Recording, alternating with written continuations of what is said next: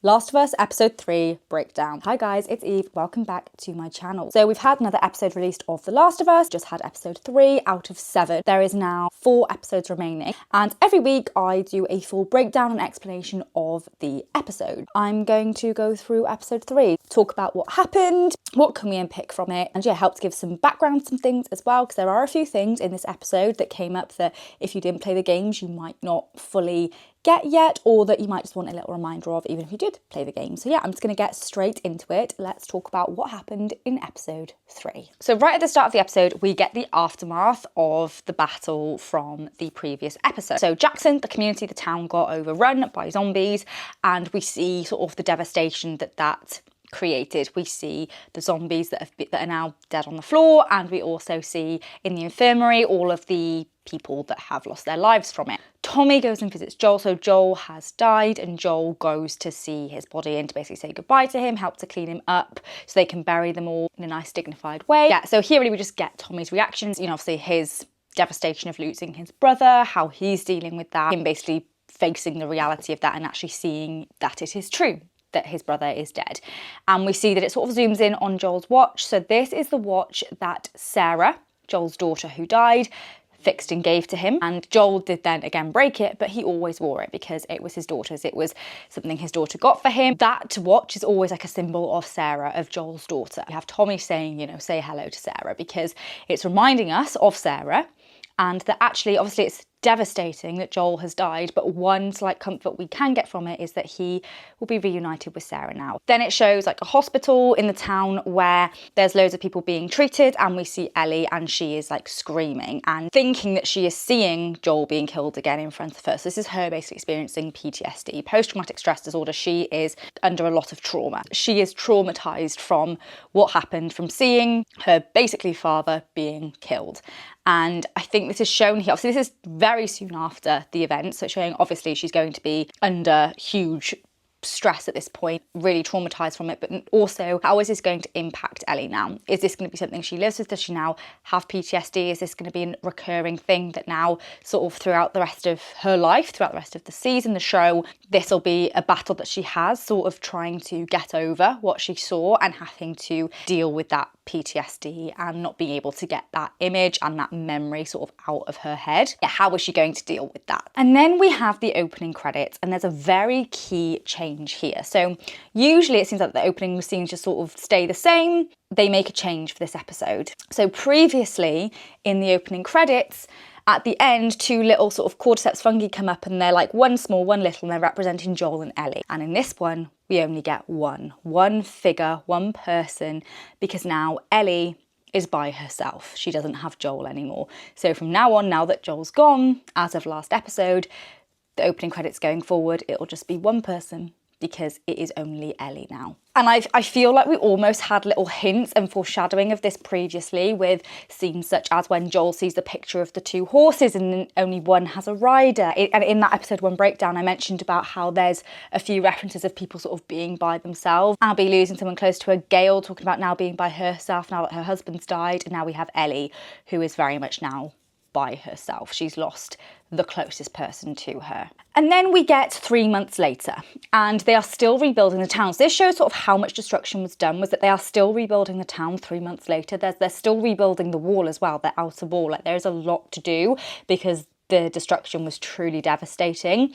And that is what they're doing. Tommy, Jesse, the whole town, Jackson, are rebuilding and trying to get back to where they were before, make their community a town, a city again. Because like, how long will that take? How long is it going to take them to get back to where they were and to fix everything, rebuild buildings that were lost? I reckon a big part of the 3 months has been them mainly burying those that they lost, because Dina says later that the past 2 months have literally just basically been funerals, like cleaning up and funerals. So I think probably the funerals have been the main part, and the burying people, all of that, because as we see later when Ellie goes to see Joel's grave, there is a lot of graves, so they lost a lot of people. So honestly, majority of that 3 months, the rebuilding has probably only been a more recent part of that, because they'd have had to have so long of saying goodbye to those that they lost, and also to making sure that those that were injured healed up and were healthy again. We see Ellie still at the hospital. It's 3 months later, and only after this 3 month point is Ellie now being discharged from hospital. It's taken her 3 months. So think of all the many people that also had that trauma from seeing people that they loved killed by zombie attacks, and also those that had physical injuries as well. So a lot of that 3 months has probably been like rehabilitating. Before Ellie can be discharged, she has to talk to Gail. So Gail is the psychiatrist, the therapist who Joel speaks to in episode 1. And Gail basically comes into Ellie's room and wants Ellie to try and talk about how she's feeling. Ellie very much is not taking this seriously. She acts like she is and tries to pretend that she's going along with it, and yeah, I'm fine that she's like dealing with everything, but it's very clear the way she's saying it and everything that she is acting up, playing up, and she's not being truthful. She's telling Gail what she knows Gail wants to hear. Ellie is very clever, and she's also very rebellious and wants to do things a certain way, and she wants to get out. She wants to get out of the hospital. So inevitably she's going to tell Gail what she knows she wants to hear and needs to hear in order to discharge her. So Ellie says, yes, the last thing I said to Joel was at the dance, telling him to go away. I didn't see him after that. I wish it hadn't have ended like that, but oh well, there's nothing I can do about that. Now this we know is not true. We know this isn't true because Ellie has the guitar. In episode 2, she has the guitar. So we know that she had an interaction with Joel, because how else would she have gotten the guitar from him? We also know she's lying here because Gail later, in a later scene when she's talking to Tommy, Gail literally says like, Ellie is a liar. She's lying to herself, to everyone. She's not telling the truth. We know Gail can see straight through Ellie's act. When Ellie's talking to her in the hospital room and saying, yeah, no, I'm fine, or, I'm not fine, but I understand I've got to set myself free. It's not my fault, saying all the right things. Gail knows that she's not telling the truth. As she says to Tommy later, some people are just beyond saving. So Gail's like, fine, you can go, because I think Gail knows really with Ellie, the best approach is she's got to let Ellie figure it out for herself. The fact it shows Gail saying like, oh, was that the last you saw of Joel at the dance? I think in itself shows like it wasn't, because why would this be brought up? If this really was the case, I think we'd see more of Ellie being distraught and like, oh my, like regretting her decisions and everything. But there's definitely something Ellie's hiding from what we saw in episode 2 with how she suddenly seemed okay with Joel again and had the guitar. There was clearly another interaction, another meeting, discussion between Ellie and Joel the night of the New Year party after the confrontation the night before Joel died, but we don't know what that is yet. We're likely to see this and get this flashback probably at the end of the season. And we also know that Ellie's lying to Gail, and Gail is completely right with saying Ellie's a liar, because as soon as Ellie and Gail have this conversation in the hospital room, Ellie then leaves and we immediately have this moment, like you immediately see her face. She's like really close to the camera, and it shows, you immediately see sort of the sadness start to creep in. And she goes to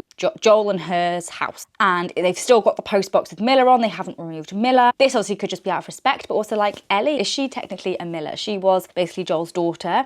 And maybe they all consider her a Miller, and Ellie might even consider herself a Miller as well. She goes into the house, she sees, so obviously Ellie has been living in the garage, and she goes into the house and she sees her room. She used to live in the house with Joel, but Joel let her go into the garage because this was before they fell out, that she moved there. So it would have likely been more of an amicable move. It was just she wanted more space and probably some more privacy as well. She goes back into the house and she sees that Joel has kept the room exactly as it was. It's exactly as she left it, except, with the mattress gone, because that's now in the garage, because he kept it in case she ever wanted to come back into the house, move back into the house. He didn't want her to leave. He loved her. He always wanted her to know that she has a home with him. This was such a moment that the room was exactly as she left it and he didn't move anything. Ellie then goes to Joel's room, and there's a box on Joel's bed that's got his belongings that must have been sort of taken from his body and put back into the house, into his room. It zooms in on the watch. She doesn't take this though, she takes the gun. We can presume from this that she left the watch and she did just take the gun.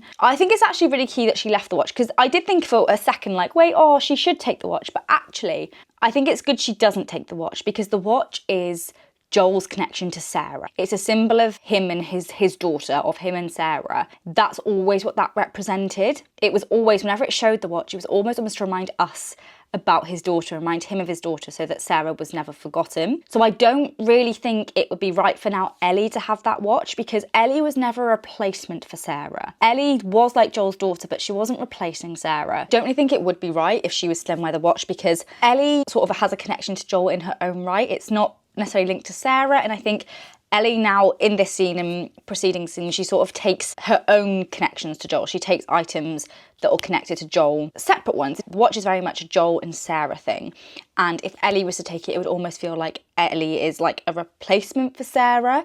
And it's not. Ellie doesn't really have a connection to Sarah. She has a connection to Joel and Joel to Sarah. So I think it's right that Ellie doesn't have the watch. She has her own items and things to remind her of Joel and to connect her to Joel. And that is the gun, the revolver, and the jacket. So there's a scene that is very much the same as in the game where she sees one of Joel's jackets in his wardrobe and she like puts her face to it and she cries. This immediately shows her sadness, how much Joel's death has impacted her, but she's trying very much to be strong because like as soon as Dina walks in, she's trying to hide the fact that she's been crying. Yeah, and then we don't see her take the jacket in this moment, but later on, like towards the end of the episode when her and Dina are out on their sort of journey to Seattle, Ellie has that jacket on. She has his jacket. That is now Ellie's connection and reminder to Joel is the jacket. The gun is more of a symbol of how that was Joel's gun and Ellie's now going to get revenge on those who killed Joel using his gun. So she's getting revenge for him and it's almost like him getting revenge as well because it's his gun.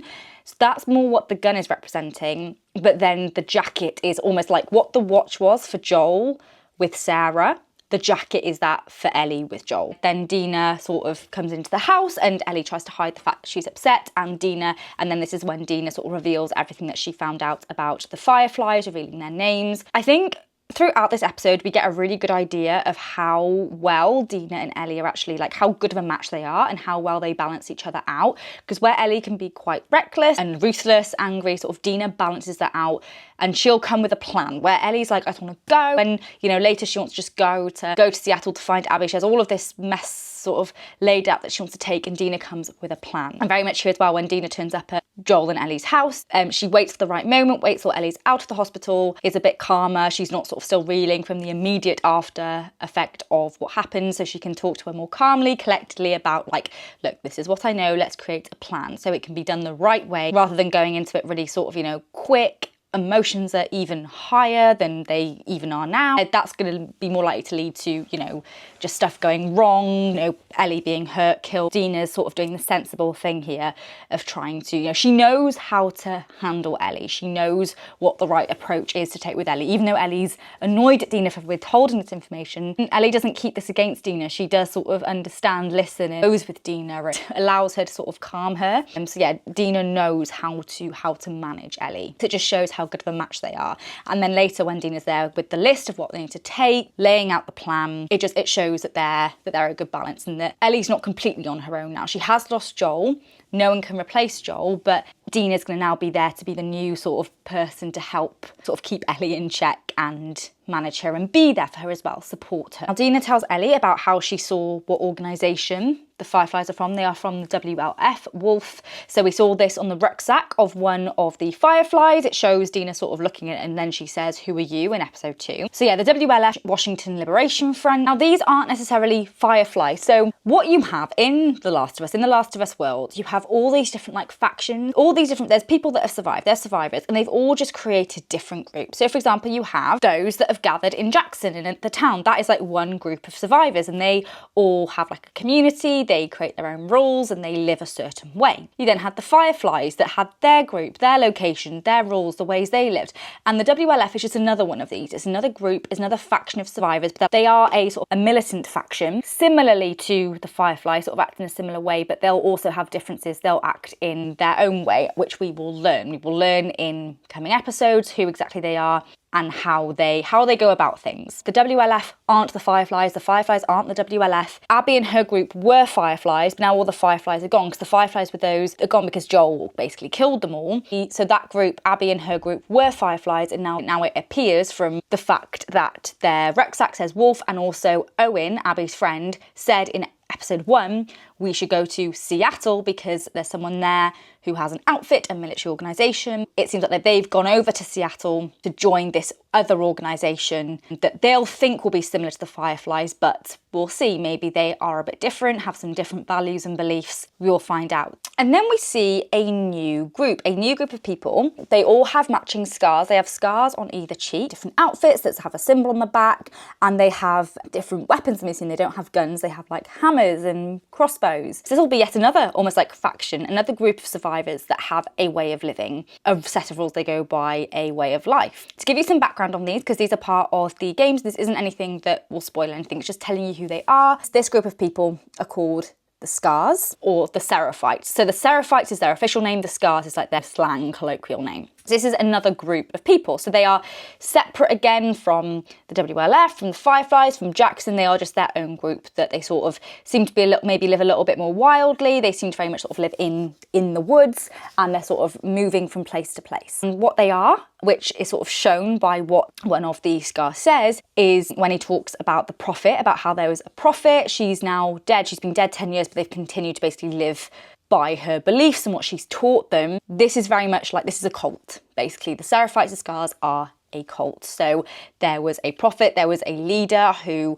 had a certain sort of set of beliefs and way that they wanted to live and they believe people should live, and they basically grew this community, this set of people, this cult, and it has lived on even after that person who made it, that cult leader, has died. They have continued this cult. So it's very much like, again, just another group, another different way that they're living. It will be interesting to see how they will be portrayed, if they are an antagonist, if they're neutral, if they're good. It'll be interesting to see sort of what role they have in the season. Obviously, all we've had so far is just seeing them, meeting them. It does feel like they're maybe going to paint it in to try and make us sort of sympathise with them and maybe actually put them in a slightly sort of good light, because it humanises them here and has them, which doesn't really happen in the game. In the game, we don't really get that much sort of background and context of them. Whereas here we're seeing, like, you know, one of the members of the cult talking to a young girl, talking to her, trying to make her feel better. And then we see that they are both killed later. So inevitably, like, it's a difficult thing to see, and it immediately makes you lean towards favouring the Scars, the Seraphites, think, oh my god, who has done this to them? This is interesting that they're taking this angle with it, because this isn't really an angle that's shown in the game. So yeah, I'm very intrigued to see going forward how the series is going to portray the Scars, the Seraphites, and like what role they're going to have in the season. I am going to do a whole separate video going through the Scars, who they are, what we know about them exactly from the game. So if you'd like to see that, then make sure you're subscribed and stay tuned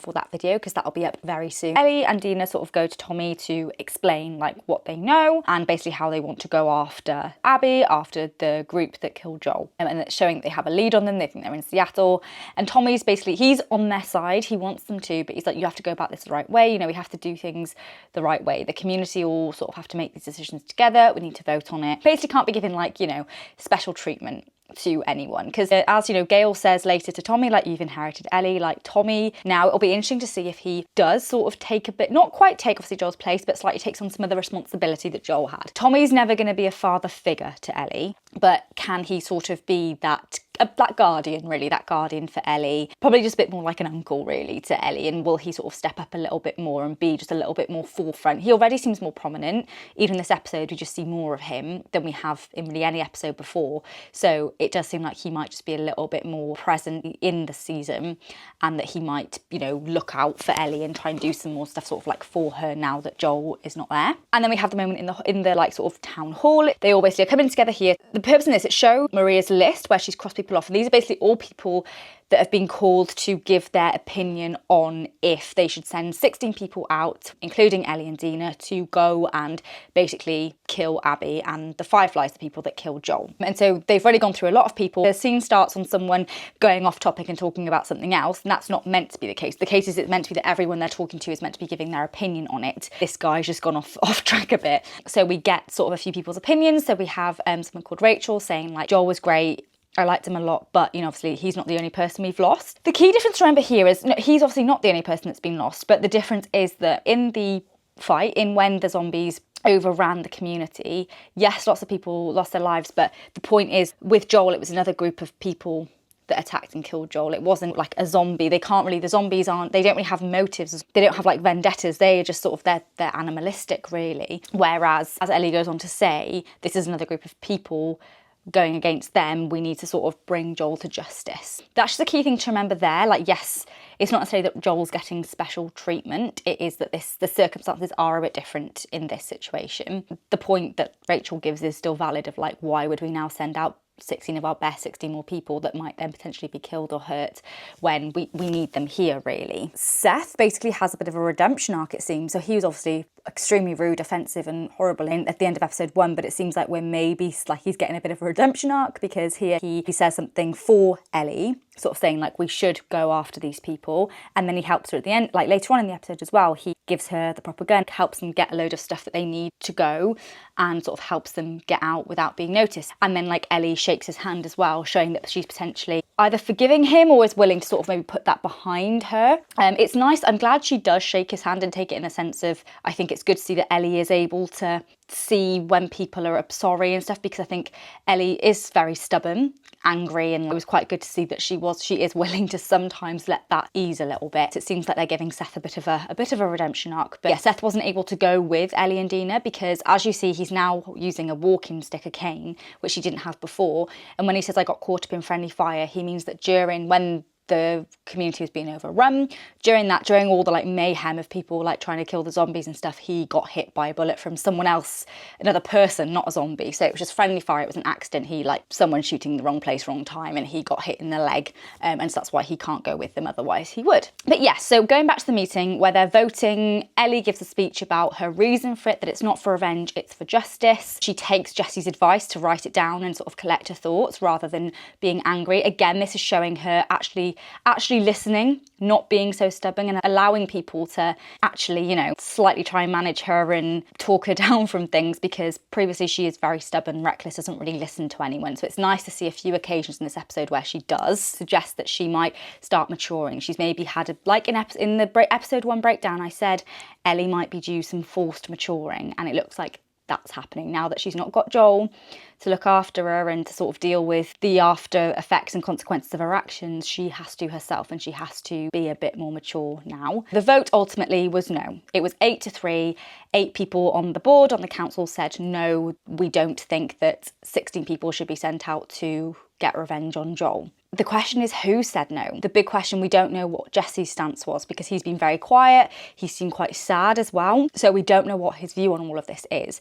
And he does look a bit guilty in the voting scene. So I personally think he might have said no, probably because he knew, and if they go, Dina will probably be on that group of people that go, and he doesn't want Dina to be, because he clearly has strong feelings for Dina, if not loves her. Obviously she ends up going anyway, but yeah, I reckon Jesse actually said no. I reckon Tommy and Maria maybe said yes, and then someone else on the council who we maybe don't properly know.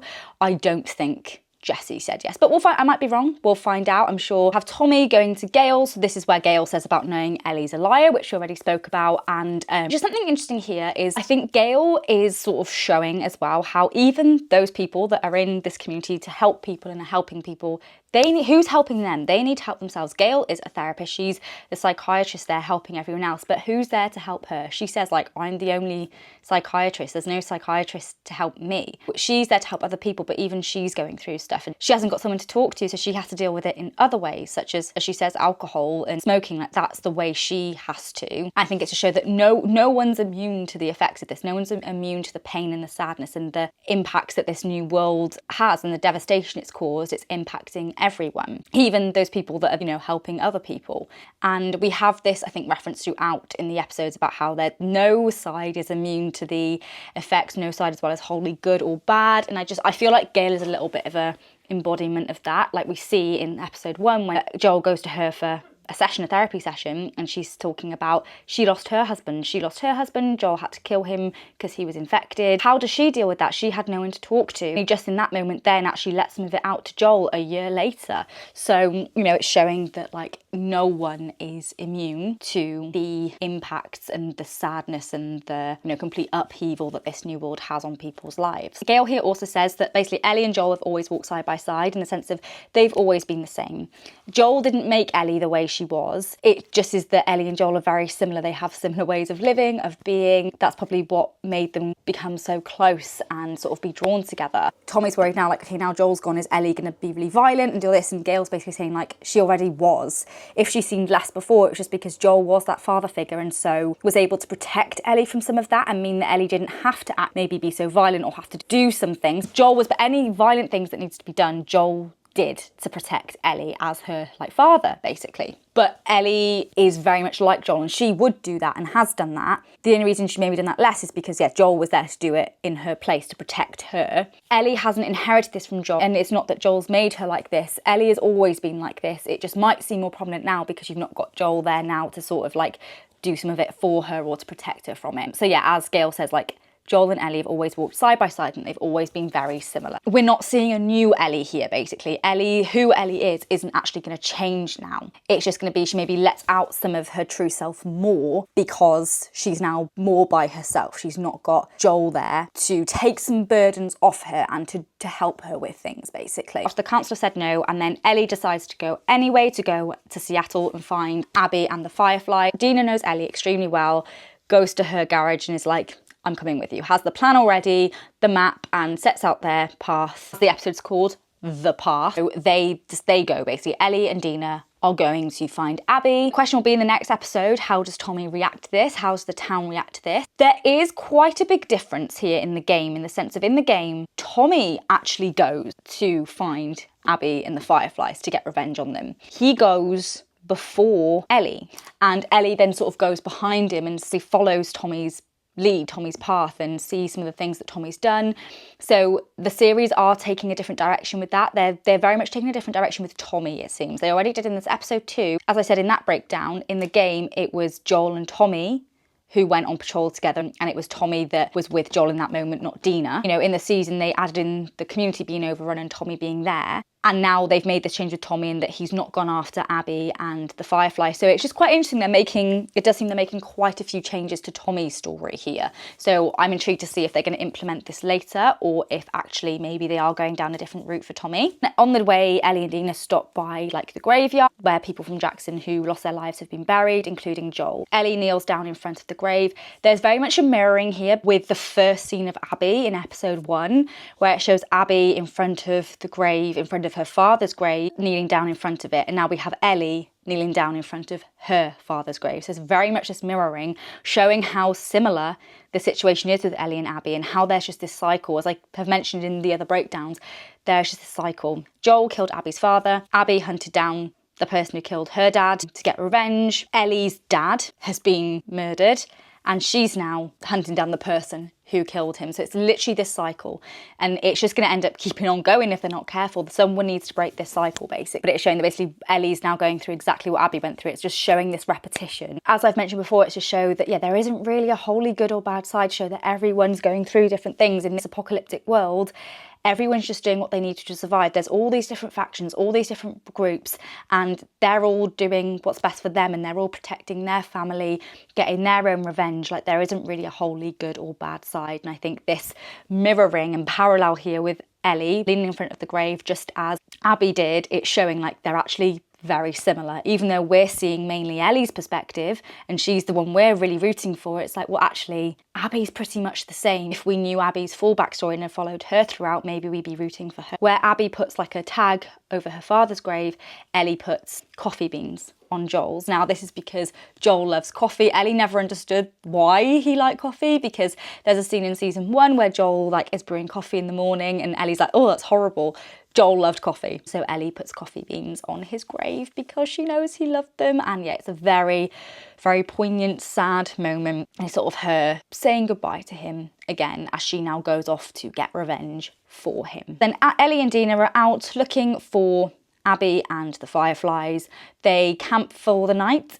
And this tent scene, this scene is in the game, but it's actually previously in the game before Joel's died. So as I mentioned in the episode 2 breakdown, in the game, Ellie goes on patrol with Dina, not with Jesse. It is Ellie and Dina who find the room with all the plants, and they have an intimate moment here. Basically, are together properly for the first time and have a big discussion, stuff like that. And that obviously didn't happen in episode 2 because they changed it out and it's Jesse with Ellie instead. But this scene in the tent, that is an element of what happened in the game when before Joel dies, when they're in the room with the plant. So I think basically what they're doing is in the game, that scene, that intimate scene Ellie and Dina had, it seems like they're basically splitting up that scene and sort of peppering it in the season. They're not doing it all in one scene like it is in the game. In the game, we have one scene where they talk and then are intimate, whereas it seems like in the show, they're splitting this up a bit and giving us bits of that scene throughout to probably just prolong it a bit and maybe give a bit more of a build up to their relationship, which I like. I think we want to connect to them more, see that they're a good fit and that they would be a good couple, and then have that like, oh, they're together properly sort of thing at the end if the show put them together. Because obviously now we just had Dina basically saying like, oh no, I've gone back to Jessie. So she's gone back and been intimate with Jessie again, even after the kiss with Ellie. At this point, we really don't know where Dina stands and if it's clear she does like Ellie, because she says to Ellie, like, when we kissed, I wasn't that high or anything, like I did want to do it, basically. The fact nothing's happened since and that she went back to Jessie, it's like, okay, where does Dina stand? Are Dina and Ellie going to be in a proper relationship? Was it just a one-night kiss? Like, what's going to happen? So that'll be interesting to see how that unfolds. And then right at the end of the episode, it shows the WLF.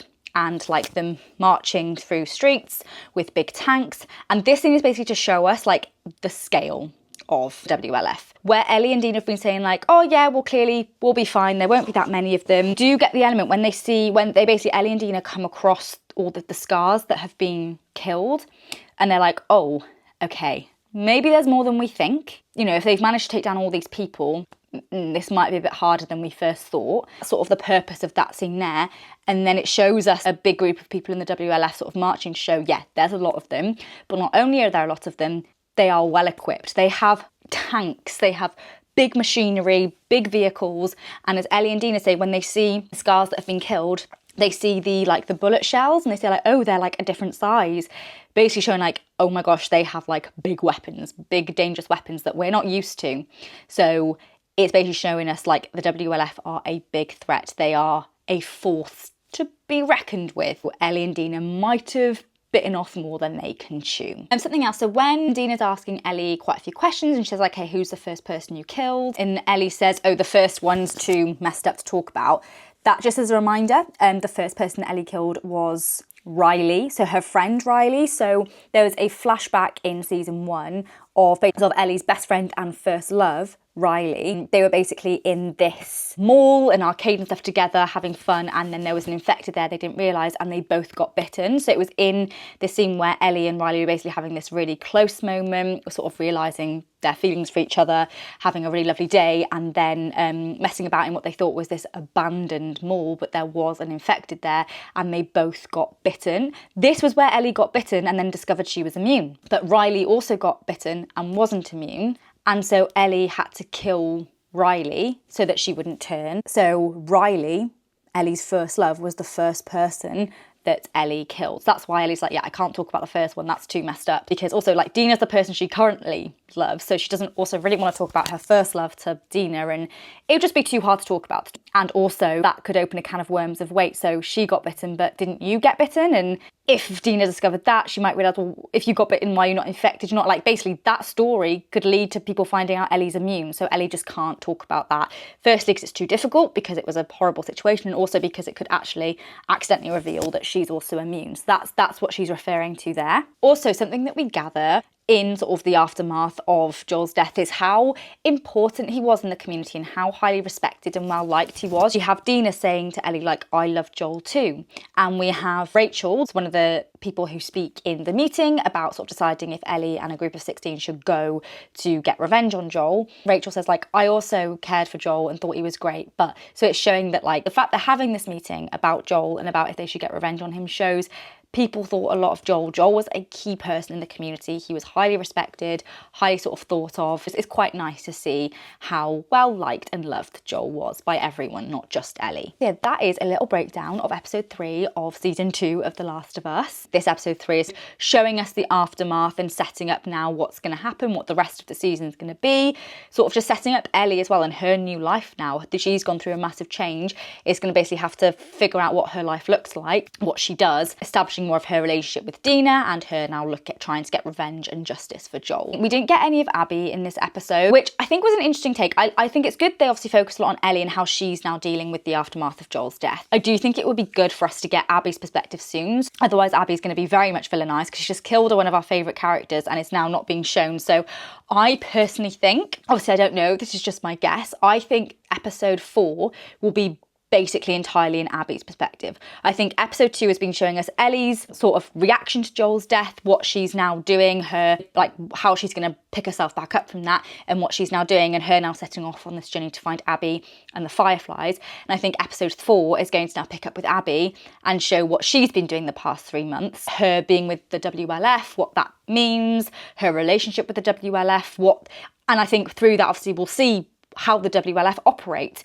Who are they? What are they doing? All of that. So I personally think episode 4 will be mainly from, and I sort of want it to be mainly from that perspective, so we can get all of that context before we start to see Ellie actually going for them, finding them and fighting them. I think we need to learn more about them, which I think needs to be done through their perspective. And actually, through that, if it is the WLF who killed that group of Scars, which we know it is because when they hide in the bushes, one of the Scars says wolves, I think actually in the next episode we'll probably see that happen. So obviously in this episode we just saw the before and the after of whatever confrontation happened there, of the Scars wandering and then afterwards them all being killed. So I think in the next episode we'll see what actually happened there. We'll see if we're following the wolves' perspective and Abby's perspective, we might actually see that happen. We'll see the wolves attacking the Scars, and then we might also learn more about the Scars through that and who exactly they are and what role they're going to have to play in this season. That is episode 3.